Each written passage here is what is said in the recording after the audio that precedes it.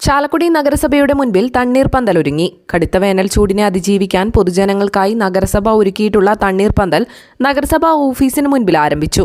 എല്ലാ ദിവസങ്ങളിലും രാവിലെ 11 മണി മുതൽ തണ്ണീർപന്തലിൽ വിവിധതരം ദാഹശമനികൾ വിതരണമുണ്ടാകും. വഴിയാത്രക്കാർക്ക് തണ്ണിമത്തൻ ജ്യൂസ് നൽകി vice chairperson Alice Shibu Thanneerpanthal ഉദ്ഘാടനം ചെയ്തു. ആരോഗ്യകാര്യ ചെയർമാൻ ദീപു ദിനേശ് അധ്യക്ഷനായി. നഗരസഭ ആരോഗ്യ വിഭാഗത്തിന്റെ നേതൃത്വത്തിലാണ് തണ്ണീർപന്തലിന്റെ പ്രവർത്തനം.